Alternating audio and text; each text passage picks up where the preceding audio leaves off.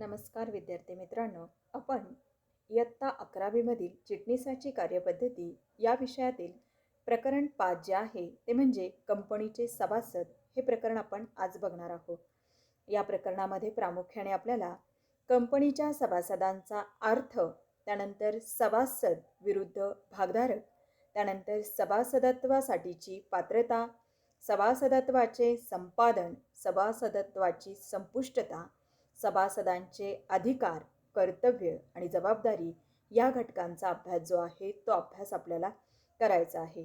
विद्यार्थी मित्रांनो, आपण तिथे प्रकरण दुसरं जे आहे या प्रकरणापासून व्यवसाय संघटनांची उत्क्रांती जी आहे ती उत्क्रांती सविस्तरपणे आपण बघितली आणि त्या अनुषंगाने आपण संयुक्त भांडवली संस्था किंवा कंपनी संघटन प्रकार जो आहे या कंपनी संघटन प्रकाराचा अभ्यास जो आहे तो अभ्यास आपण सविस्तरपणे जो आहे तो सविस्तरपणे आपण तिथे केलेला आहे. त्यानंतर आपण कंपनीची स्थापना कशा प्रकारे होते आणि कंपनीच्या स्थापनेसंबंधीचे महत्त्वाचे जे दस्तऐवज आहे या दस्तऐवजांचा विचार जो आहे तो विचार आपण तिथे केलेला आहे. आता विद्यार्थी मित्रांनो, जर विचार केला गेला तर आपण कंपनी संघटन प्रकार जो आहे या प्रकाराची आपण वैशिष्ट्य जी आहे ती वैशिष्ट्य आपण बघितली. त्या अनुषंगाने आपण बघितलं की कंपनी जी आहे ही कंपनी कायद्याने स्थापन होते. तिला कायद्याने स्वतंत्र व्यक्ती म्हणून दर्जा जो आहे तो दर्जा दिलेला आहे आणि तिचे भागधारकांपासून स्वतःचं स्वतंत्र अस्तित्व जे आहे ते अस्तित्व आहे. मग असं जरी असलं तरी संयुक्त भांडवली संस्था किंवा कंपनी जी आहे ही कंपनी कृत्रिम व्यक्ती आहे आणि कंपनीचं एकंदर व्यवस्थापन जे आहे ते व्यवस्थापन कशा प्रकारे आपलं चालतं हे आपण बघितलेलं आहे की कंपनीला ज्यांनी भांडवल पुरवलेलं आहे, मालकीचं भांडवल ज्यांनी पुरवलेलं आहे त्या व्यक्ती म्हणजे भागधारक आपल्यामधून प्रतिनिधी म्हणून संचालक मंडळाची निवड करतात आणि हे संचालक मंडळ कंपनीचं कामकाज जे आहे हे कामकाज बघत असतं. मग जर बघितलं गेलं तर कंपनी ही भागधारकांपासून पूर्णपणे स्वतंत्र जी आहे ती स्वतंत्र जरी असली तरी तिचं व्यवस्थापन जे आहे ते व्यवस्थापन भागधारक जे आहे ते भागधारक बघत असतात. मग एक जर बघितलं गेलं तर कंपनीची एकंदर स्थापना जी आहे ती स्थापना ही कंपनीच्या सभासदांनी किंवा भागधारक जे आहे या भागधारकांनी कंपनीची स्थापना जी आहे ती स्थापना केलेली असते आणि तिथे कंपनीचं व्यवस्थापन किंवा कंपनीचं कामकाज जे आहे ते कामकाज ते करत असतात. आणि आपण बघितलेलं आहे की कंपनी ही जी आहे ही कंपनी नफ्याच्या हेतूने स्थापन जी आहे ती नफ्याच्या हेतूने स्थापन झालेली असते. मग कंपनीला तिथे अधिकार जे आहे ते अधिकार प्राप्त होतात. मग त्या अधिकारांचा वापर जो आहे तो वापर तिथे की वापर जो आहे तो वापर कंपनीचे कामकाज जे आहे ते कामकाज चालवण्यासाठी सभासद जे आहे ते सभासद करत असतात. मग त्या अनुषंगाने आपल्याला कंपनीचे सभासद किंवा भागधारक याचा सविस्तरपणे विचार जो आहे तो विचार इथे आपल्याला या प्रकरणामध्ये जो आहे या प्रकरणामध्ये करायचा आहे. आता कंपनीच्या सभासदाचा अर्थ ज्यावेळेस आपण विचारात घेतोय तर त्यावेळेस ज्या व्यक्तीचे नाव कंपनीच्या सभासद नोंदवहीमध्ये नोंदवलेले आहे आणि इतर कोणतीही व्यक्ती ज्या व्यक्तीने कंपनीचे समभाग भांडवल धारण केलेले आहे आणि जिचे नाव भागपेढीच्या नोंदवहीत लाभप्रद मालक म्हणून नोंदवले आहे अशी व्यक्ती म्हणजे सभासद. इथे दोन गोष्टी आपल्याला लक्षात येत आहेत की एक म्हणजे ज्या व्यक्तीचं नाव कंपनीच्या सभासद नोंदवहीमध्ये नोंदवलेलं आहे ती व्यक्ती कंपनीची भागधारक असणार आहे आणि दुसरं जे आहे ते म्हणजे तिथे ज्या व्यक्तीने कंपनीचं भांडवल जे आहे समभाग भांडवल खरेदी केलेलं आहे त्या व्यक्ती जे आहे त्या व्यक्ती म्हणजे कंपनीचे सभासद जे आहे ते सभासद असणार आहे. आणि तिथे पुढे आपण जो विचार करतोय की भागपेढीचा ज्यावेळेस आपण विचार करणार आहोत तर भागपेढी म्हणजे काय त्याचा सविस्तरपणे अभ्यास आपण इयत्ता 12वी मध्ये करणार आहोत. आता फक्त एक लक्षात ठेवायचं की भागांचे ऑनलाईन पद्धतीने व्यवहार जे आहे किंवा इलेक्ट्रॉनिक पद्धतीने, ऑनलाईन म्हणण्यापेक्षा इलेक्ट्रॉनिक पद्धतीने जे व्यवहार होत आहेत तर त्या व्यवहारा संदर्भात भागपेढी जी आहे ती भागपेढी असते आणि या भागपेढीची आपण ज्याप्रमाणे सभासद नोंदवही आपण ज्याप्रमाणे ऑफलाईन ऑनलाईन म्हणतो तर सभासद नोंदवहीमध्ये ज्या नोंदी आहेत त्या कशा आहे ऑफलाईन आणि ऑनलाईन नोंदी ज्या आहेत त्या डिपॉझिटीकडे असणार आहे. मग डिपॉझिटीकडे ज्याचं नाव लाभप्रद मालक म्हणून आहे अशी व्यक्ती जी आहे ती अशी व्यक्ती म्हणजे कंपनीचा सभासद जो आहे तो सभासद असणार आहे. मग कंपनीचा सभासद जर व्हायचा असेल तर त्यासाठी दोन महत्त्वाच्या बाबी ज्या आहे किंवा दोन प्राथमिक आवश्यकता विचारात घ्याव्या लागतील.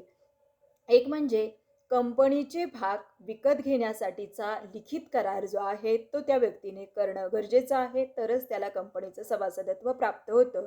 आणि दुसरं, त्याच्या मान्यतेनुसार त्याने सभासद नोंदवहीमध्ये नावाची नोंदणी जी आहे ती नोंदणी त्याने मान्यता दिली पाहिजे की माझ्या नावाची नोंदणी सभासद नोंदवहीमध्ये केली गेली पाहिजे. म्हणजे एक म्हणजे तो भाग खरेदी करण्याचा करार करतोय आणि दुसरं जे आहे ते म्हणजे तिथे सभासद नोंदवहीमध्ये त्याचं नाव आहे अशी व्यक्ती जी आहे ती व्यक्ती म्हणजे कंपनीचा सभासद म्हणून ओळखले जाते.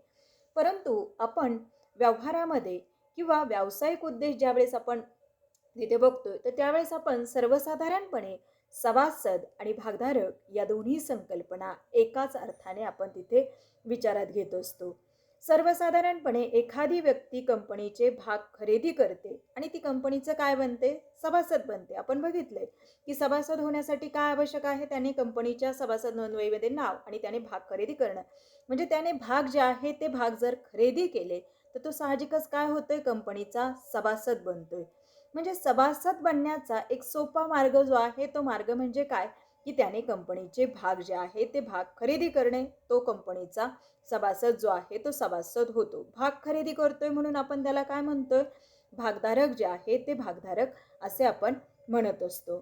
मग आपण तिथे ज्यावेळेस व्यवहारामध्ये संकल्पना वापरतोय त्यावेळेस आपण सभासद आणि भागधारक ह्या एकाच अर्थाने किंवा सभासद हाच भागधारक आहे आणि भागधारक हाच सभासद आहे या अनुषंगाने आपण त्याचा उल्लेख जो आहे तो उल्लेख करत असतो. परंतु काही वेळेला सभासद हा भागधारक जो आहे तो भागधारक नसतो किंवा काही वेळेस भागधारक हा सभासद असेलच असं नाही. हे आपल्याला पुढील याच्यावरनं जे आहे ते स्पष्ट करता येईल. मग आता आपण पहिली संकल्पना बघूया की तो सभासद आहे परंतु कंपनीचा भागधारक नाही.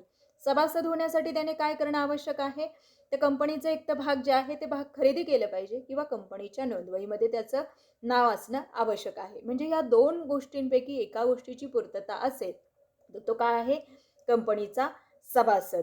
परंतु तो त्यावेळेस काय नसणार आहे, भागधारक नसणार आहे. मग आता या पुढे ज्या संकल्पना दिलेल्या आहे किंवा पुढची जी काही उदाहरणं आहे या उदाहरणावरून आपल्याला लक्षात येईल की तो कंपनीचा सभासद आहे परंतु कंपनीचा भागधारक जो आहे तो भागधारक नाही. मग घटनापत्रकासाठी सही देणाऱ्या व्यक्ती आपण बघितलंय की कंपनीच्या प्रवर्तन अवस्थेमध्ये घटनापत्रक तयार केलं जातं आणि नोंदणी अवस्थे जे आहे त्या नोंदणी अवस्थेमध्ये घटनापत्रक जे आहे ते घटनापत्रक तिथे जे आहे ते घटनापत्रक जे आहे ते घटनापत्रक दाखल करणं जे आहे ते दाखल करणं आवश्यक आहे. आणि ते दाखल करत असताना त्याच्यावरती तिथे तिथे घटनापत्रक जे आहे त्या घटनापत्रकावरती तिथे सार्वजनिक कंपनीच्या बाबतीमध्ये कमीत कमी 6-7 आणि खाजगी कंपनीच्या बाबतीमध्ये 2 व्यक्तींच्या सह्या ज्या आहे किंवा 2 प्रवर्तक जे आहे ते प्रवर्तक किंवा संचालकांच्या सह्या ज्या आहे त्या सह्या असणं आवश्यक आहे. मग तिथे त्या घटनापत्रकावरती सह्या देणाऱ्या व्यक्ती ज्या आहे त्या व्यक्ती कंपनीच्या काय आहे, सभासद. त्यांनी काय केलेलं आहे, घटनापत्रकावरती सही जी आहे ती सही केलेली आहे. मग साहजिकच तिथे त्या व्यक्ती ज्या आहे त्या व्यक्तीची नोंद जी आहे ती नोंद कंपनीच्या सभासद नोंदवहीमध्ये जी आहे ती नोंदवहीमध्ये होती. त्यामुळे ते कंपनीचे सभासद आहे. परंतु त्यांनी कंपनीचे जोपर्यंत भाग खरेदी केलेले नाही तोपर्यंत त्या व्यक्ती ज्या आहे त्या व्यक्ती कोण असणार आहे, कंपनीच्या भागधारक नसणार. फक्त त्या काय असणार आहे, कंपनीच्या सभासद ज्या आहे त्या सभासद असणार आहे. त्यानंतर हमी रक्कम मर्यादित कंपनी जी आहे ती हमी रक्कम मर्यादित कंपनी. मग हमीने मर्यादित कंपनी जी आहे तर त्या कंपनीमध्ये त्या व्यक्तीने तेवढ्या रकमेची हमी जी आहे ती हमी दिलेली असते. आणि या कंपनीमध्ये भाग भांडवल जे आहे ते भाग भांडवल नसतं. भाग भांडवल नाही म्हणजे त्याने भाग खरेदी केलेले नाहीये. परंतु त्याने कंपनीच्या याच्यासाठी तिथे जे आहे मग त्याने कंपनीच्या विसर्जनाच्या वेळी तिथे काहीतरी रक्कम देण्याची हमी किंवा जबाबदारी जी आहे ती जबाबदारी त्याने स्वीकारलेली आहे. मग या परिस्थितीमध्ये तो कंपनीचा सभासद असणार आहे परंतु तो भागधारक नसणार आहे. भागधारक म्हणजे आपण काय म्हणतो, त्याने भाग खरेदी केले परंतु हमीने मर्यादित कंपनीच्या बाबतीमध्ये तिथे भागाचा विषय जो आहे तो विषय येतच नाही. त्यामुळे आम्ही मर्यादित कंपनी जी आहे, या कंपनीच्या बाबतीमध्ये तो सभासद असेल, परंतु कंपनीचा भागधारक जो आहे तो भागधारक तो नसणार आहे.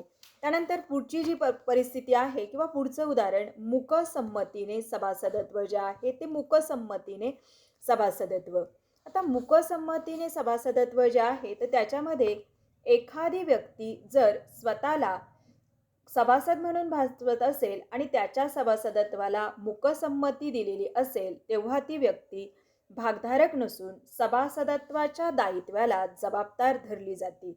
मूकसंमती म्हणजे एखादी व्यक्ती ती असं भासवते की मी ह्या कंपनीचा सभासद आहे आणि त्याने त्याला मूकसंमती दिलेली असते, परंतु त्याने कंपनीचे भाग जे आहे ते भाग खरेदी केलेले नसतात. त्यामुळे तो कंपनीचा भागधारक नसतो, परंतु कंपनीच्या सभासदत्वाला मूकसंमती दिल्यामुळे तो त्याला कुठेतरी जबाबदार जो आहे तो सभासदत्वाला जबाबदार जो आहे तो जबाबदार असतो. त्यानंतर भाग हस्तांतरण जे आहे ते भाग हस्तांतर म्हणजे आपण काय म्हणतोय, भागाची खरेदी विक्री जी आहे ती भागाची खरेदी विक्री.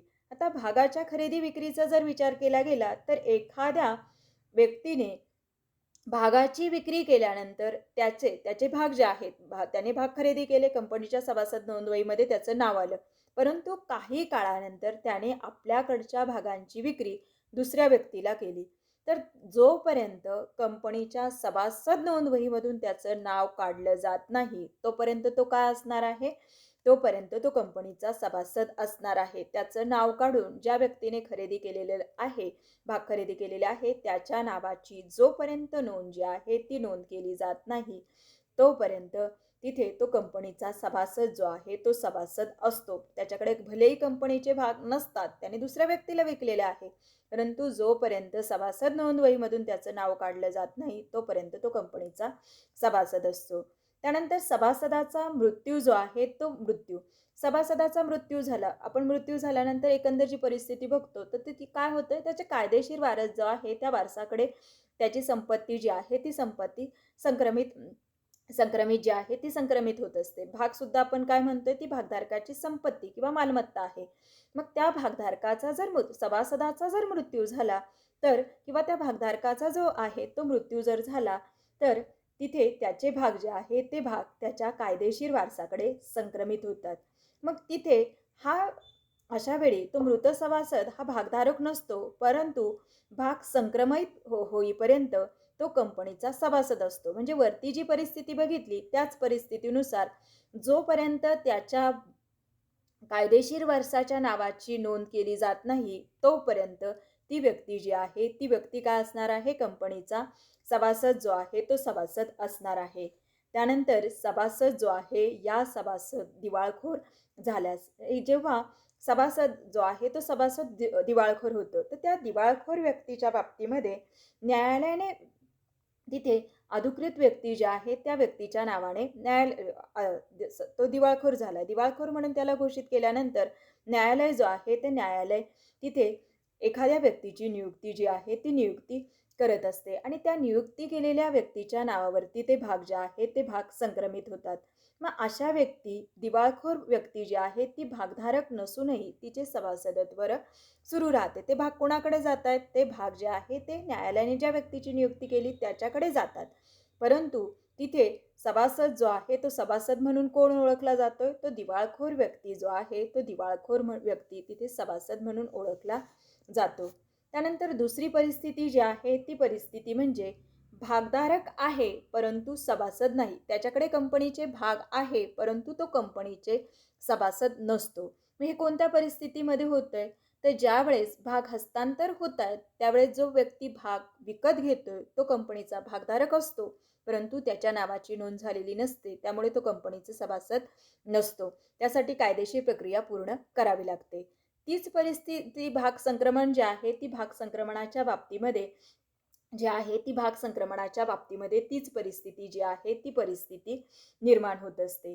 मग आता भाग संक्रमण जे आहे तर भाग संक्रमण कोणत्या परिस्थितीमध्ये होतंय, तर भागधारक जो आहे तो दिवाळखोर झाल्यास आणि भागधारकाचा मृत्यू जो आहे तो मृत्यू झाल्यास तिथे जो आहे तर भागधारकाचा मृत्यू जो आहे तो मृत्यू झाल्यास त्याचा कायदेशीर वारस जो आहे तो वारस तिथे कंपनीचा भागधारक असतो, परंतु तो जो आहे तो कंपनीचा सभासद जो आहे तो कंपनीचा सभासद नसतो.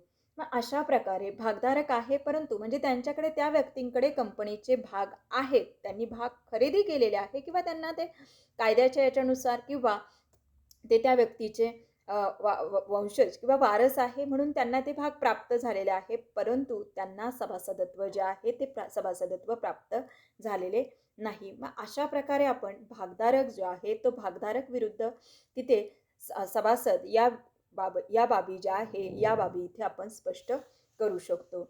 आता विद्यार्थी मित्रांनो, आपल्याला कंपनीचं सभासदत्व जे आहे ते सभासदत्व होण्यासाठी कोणत्या पात्रता आहे त्या पात्रता आपल्याला बघायच्या आहे. मग कंपनीचं सभासद कोणाला होता येत नाही, कोणाला होता येते आणि कोणाला होता येत नाही याचा विचार आपण करूया.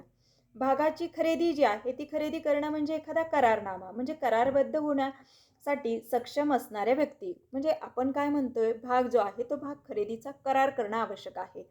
मग तिथे करार जो आहे तो करार जर असेल तर करार करायचा असेल तर त्यासाठी ज्या सक्षम व्यक्ती आहेत त्याच व्यक्ती आणि संस्था ज्या आहे या संस्था करार जो आहे तो करार करू शकतात आणि त्याच कंपनीच्या सभासद ज्या आहे त्या बनू शकतात. म्हणूनच कायद्यातील तरतुदींचा संदर्भ जो आहे तो संदर्भ किंवा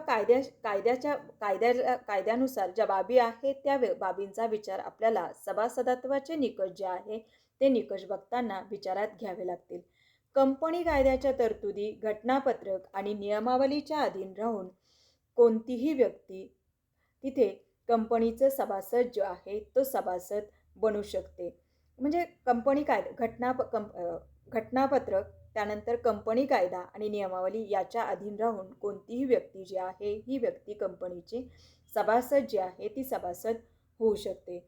त्यासाठी त्यांनी सुई ज्युरिस हा शब्द वापरलेला आहे. मग ह्या शब्दाचा अर्थ त्यांनी काय सांगितलेला आहे की स्वतःच्या गोष्टी जबाबदारीने हाताळण्यासाठी कायदेशीररित्या सक्षम असलेली व्यक्ती जी आहे ती व्यक्ती. आता इथे आपण कोणत्या व्यक्ती ज्या आहे ह्या व्यक्ती कंपनीच्या सभासद होऊ शकतात आणि कोणत्या व्यक्ती कोणत्या संस्था कंपनीच्या सभासद होऊ शकतात याचा विचार करूया. तर सगळ्यात पहिलं अज्ञान व्यक्ती. अज्ञान व्यक्ती म्हणजे आपण कोणती म्हणते, ज्या व्यक्तीचं वय 18 वर्षापेक्षा कमी आहे अशी व्यक्ती कंपनीचं सभासद जे आहे ते सभासद बनू शकत नाही, परंतु त्या व्यक्तीचे पालन करते तिथे कंपनीचे सभासदत्व जे आहे ते सभासदत्व घेऊ शकतात. त्यानंतर दिवाळखोर व्यक्तीचे लाभप्रद अधिकार अधिकृत व्यक्तीच्या ताब्यात. दिवाळखोर व्यक्ती न्यायालयाने दिवाळखोर घोषित केलेली असते आणि तिथे दुसऱ्या व्यक्तीची नियुक्ती केलेली असतात, त्यामुळे साहजिकच त्याचे अधिकार दुसऱ्या व्यक्तीकडे गेलेले असतात. त्यामुळे तिथे दिवाळखोर व्यक्ती जी आहे ती व्यक्ती कंपनीचं सभासद जे आहे ते सभासद बनू शकत नाही. त्यानंतर मानसिक संतुलन बिघडलेली व्यक्ती जी आहे ती व्यक्ती करारबद्ध होण्यास असमर्थ. मानसिक संतुलन जे आहे त्या व्यक्तीचं बिघडलेलं असेल तर तिथे ती व्यक्ती जी आहे ती व्यक्ती तिथे कोणताही करार, तिथे भाग खरेदी करायचा आहे तर तो करार करायचा आहे. मग तिथे जर बघितलं गेलं तर मानसिक संतुलन बिघडलेली व्यक्ती जी आहे ही व्यक्ती तिथे करार करण्यास समर्थ जी आहे ती समर्थ नसते, त्यामुळे ते कंपनीचा सभासद होऊ शकत नाही. त्यानंतर विदेशी नागरिक. तिथे विदेशी नागरिक जे आहे तर विदेशी नागरिक करारबद्ध होण्यास पात्र असल्याने फॉरेन एक्सचेंज मॅनेजमेंट ॲक्ट 1991 च्या अधीन राहून भारतीय कंपन्यांचे भाग विकत घेऊन सभासदत्व मिळू शकतात. म्हणजे विदेशी व्यक्ती जी आहे, म्हणजे फॉरेनची जी व्यक्ती आहे, तर फेमाचा जो कायदा आहे या कायद्याच्या तरतुदीनुसार तिथे कंपनीचं सभासदत्व जे आहे ते सभासदत्व तिथे प्राप्त करू शकते. त्यानंतर हिंदू अविभक्त कुटुंब जे आहे तर हिंदू अविभक्त कुटुंबाचा कर्ता जो आहे हा कर्ता म्हणजे अविभक्त कुटुंब किंवा आपण जे बघितलं की संयुक्त कुटुंब संस्था, तर संयुक्त कुटुंब संस्था जी आहे तर तिथे हिंदू अविभक्त कुटुंबाचा कर्ता जो आहे, म्हणजे आपण जे बघितलं त्याच्यामध्ये जो कर्ता आपण संयुक्त भांडवल संस्थांची उत्क्रांती जी बघितली त्या उत्क्रांतीच्या अनुषंगाने जर बघितलं गेलं तर कर्ता जो आहे हा कर्ता तिथे कंपनीचं सभासदत्व जे आहे ते सभासदत्व प्राप्त करू शकतो. आता कोणत्या संस्था ज्या आहे त्या संस्था कंपनीचं सभासदत्व प्राप्त करू शकतात, तर कंपनी जी आहे ही कंपनी कायदेशीर व्यक्ती आहे आणि तिला कायद्याने स्वतंत्र व्यक्ती म्हणून दर्जा जो आहे स्वतःचं स्वतंत्र अस्तित्व प्राप्त केल्यामुळे तिला कंपनीला स्वतःच्या नाव्या दुसऱ्या कंपनीचे सभासदत्व म्हणजे कंपनीला सभासदत्व जे आहे ते सभासदत्व घेता येते. परंतु त्यासाठी घटनापत्रकामध्ये तशी तरतूद जी आहे ती तरतूद असणं आवश्यक आहे आणि ती स्वतःच्याच कंपनीमध्ये जी आहे ती गुंतवणूक जी आहे ती गुंतवणूक करू शकत नाही. दुसऱ्या कंपनीचं सभासदत्व जे आहे ते घेता येतं, परंतु स्वतःच्याच कंपनीमध्ये गुंतवणूक जी आहे ती गुंतवणूक करता येत नाही. त्यानंतर सहकारी संस्था नोंदणीकृत असल्यामुळे सहकारी संस्थेला सुद्धा कंपनीचं सभासदत्व प्राप्त होतं. त्यानंतर मर्यादित दायित्व भागीदारी जी आहे तर ही एक ज्युरिस्टिक किंवा न्यायवेदी व्यक्ती असल्यामुळे तिथे जे आहे तर मर्यादित दायित्व असलेली भागीदारी संस्था जी आहे ही कंपनीचं सभासद होऊ शकते. तर अविभक्त कुटुंब जे आहे तर तिथे हिंदू अविभक्त कुटुंब जे आहे ते पूर्ण सगळंच्या सगळं कुटुंब कंपनीचं सभासद जे आहे ते सभासद होऊ शकत नाही. फक्त त्यातलं आपण बघितलं की कर्ता जो आहे ती एक व्यक्ती होऊ शकते, परंतु पूर्ण कुटुंब जे आहे हे कंपनीचं सभासद होऊ शकत नाही. त्यानंतर भागीदारी संस्था जी आहे ती भागीदारीचा जर विचार केला गेला तर ती नोंदणीकृत जी आहे किंवा कायदेशीर तिला कायदा लागू आहे, परंतु कायदेशीर दर्जा तिला नसल्यामुळे भागीदारी संस्था सुद्धा कंपनीचं सभासद होऊ शकत नाही. आणि नोंदणीकृत विश्वस्त संस्था स्वतःच्या नावावर कंपनीचे सभासदत्व जे आहे ते सभासदत्व विश्वस्त संस्था तिची नोंदणी जी आहे ती नोंदणी झाल्यामुळे विश्वस्त संस्था कंपनीचं सभासदत्व जे आहे ते सभासदत्व घेऊ शकते. म्हणजे या तक्त्यानुसार आपल्याला असं लक्षात येतंय की कोणत्या व्यक्ती किंवा कोणत्या संस्था कंपनीचे सभासद होऊ शकतात आणि कोण होऊ शकत नाही. तर इथे जर बघितलं गेलं तर तिथे करार करण्यास समर्थ असलेल्या आणि नोंदणीकृत असलेल्या संस्था ज्या आहे याच संस्था आणि करार करण्यास समर्थ असलेल्या व्यक्तीच तिथे कंपनीच्या सभासद ज्या आहे त्या कंपनीच्या सभासद होऊ शकतात. बाकीचा भाग आपण पुढच्या लेक्चरला जो आहे तो पुढच्या लेक्चरला आपण बघूया. धन्यवाद.